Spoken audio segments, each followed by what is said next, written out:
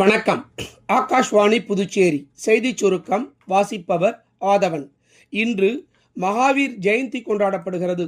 மகாவீர் ஜெயந்தியை முன்னிட்டு நாட்டு மக்களுக்கு, குறிப்பாக ஜெயின் சமூக மக்களுக்கு குடியரசுத் தலைவர் திருமதி திரௌபதி முர்மு வாழ்த்து தெரிவித்துள்ளார்.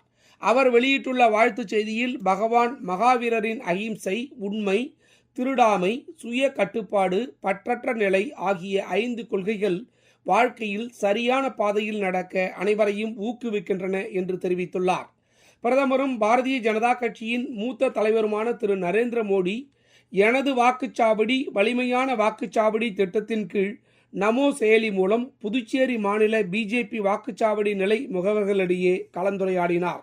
அப்போது உரையாற்றிய அவர், மக்கள் தொடர்பை வலுப்படுத்த வேண்டியதன் அவசியத்தை வலியுறுத்தினார்.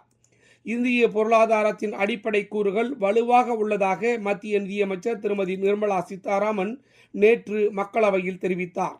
இந்திய ரூபாயின் மதிப்பு சரிந்து வருவது குறித்த கேள்வி ஒன்றுக்கு பதிலளித்த அவர், உலகளாவிய நிச்சயமற்ற தன்மை காரணமாக உலக நாடுகளின் நாணயங்கள் ஏற்ற இறக்கத்தை சந்தித்து வருவதாகவும், இந்திய ரூபாயும் அத்தகைய பாதிப்பிற்கு உள்ளாகியிருப்பதாகவும் தெரிவித்தார்.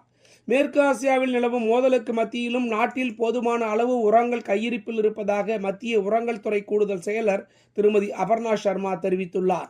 மத்திய அமைச்சர்களுக்கு இடையே நடைபெற்ற மேற்கு ஆசியாவின் சமீபத்திய முன்னேற்றங்கள் குறித்த விளக்க கூட்டத்தில் உரையாற்றிய அவர், வளைகுடா நாடுகளை தவிர மற்ற நாடுகளில் இருந்து உரங்களை இறக்குமதி செய்வதற்கான முயற்சிகளை மத்திய அரசு மேற்கொண்டு வருவதாக தெரிவித்தார். புதுச்சேரியில் 85 வயதுக்கு மேற்பட்ட 2066 முதியவர்கள் மற்றும் 1621 மாற்றுத்திறனாளிகள் வீட்டிலிருந்தே வாக்களிக்க தகுதி பெற்றுள்ளனர் என்று இந்திய தேர்தல் ஆணையம் தெரிவித்துள்ளது.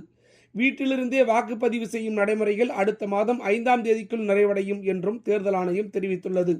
இத்துடன் இந்த செய்திச் சுருக்கம் நிறைவு பெறுகிறது.